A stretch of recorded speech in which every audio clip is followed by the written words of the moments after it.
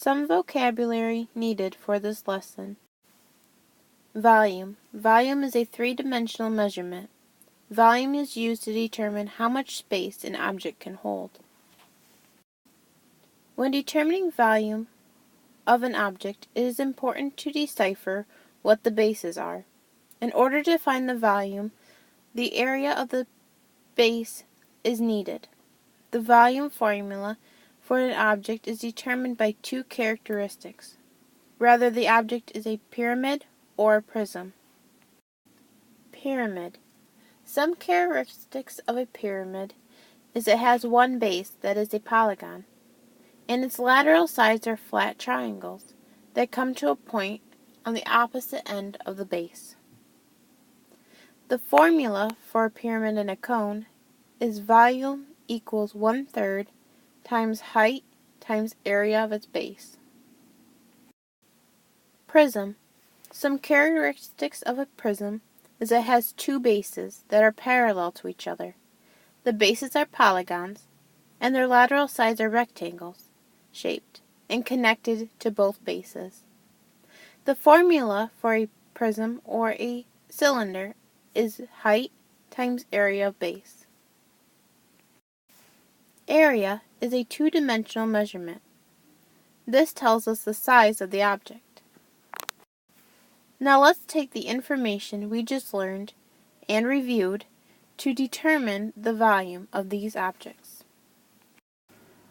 There is 4 steps when determining the volume. Step 1. Determine if it's a pyramid or a prism. Step 2. Determine the base. Step 3.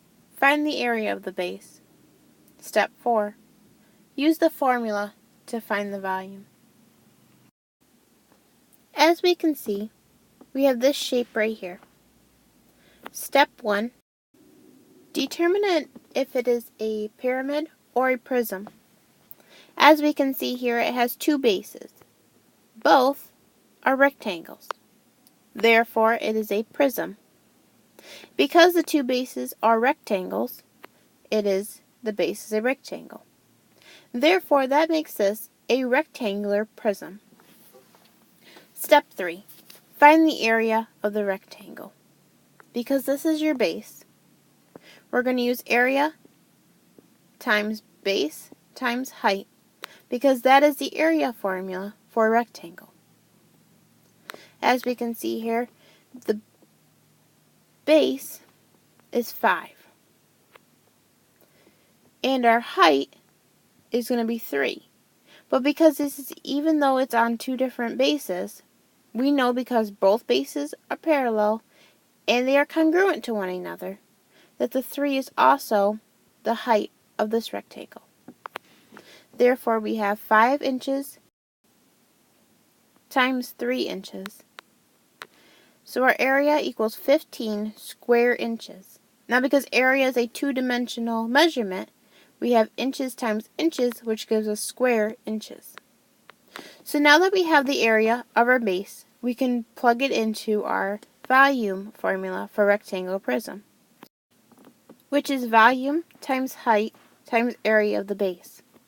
So volume equals our height, which is 12 inches, times our area of our base, which is 15 square inches, making our volume 180 cubic inches. Now, because volume is a three-dimensional measurement, and we have an inch times square inches, we have cubic inches. Now pause the video and use the example we just solved together to solve this one on your own.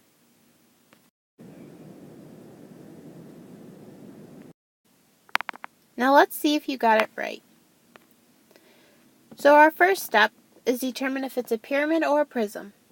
Because there's two bases here that are parallel to one another, we know it is a prism. And as we can see here, the height and the width of this base is the same. Therefore, it is a square. Therefore, this here is a square prism. So now when determining the area of the base, we need to use the area formula for a square. which is base times height. Our base is going to be 5 inches. So we put 5 inches. And our height is also 5 inches. Now, even though that they are on two different planes, they are equal base. The bases are equal to one another. Therefore, this here is also, the height is 5 inches, and this width or base is also 5 inches on this one. So our area of 5 times 5 inches gives us 25 square inches. Now remember, area is a two-dimensional measurement, so it's got to be inches times inches, or whatever units you use, they need to be square. Now we can use our area of our base that we just found to find the volume of our square prism. So our formula is going to be volume equals height times area of the base. So volume, our height is going to be 16 inches times our area of our base, which is 25 square inches, making our volume of our square prism 400 cubic inches. Now remember, volume is a three-dimensional measurement. Therefore, when we have inches times square inches or units times square units, it's always going to be cubic units, or in this case, cubic inches.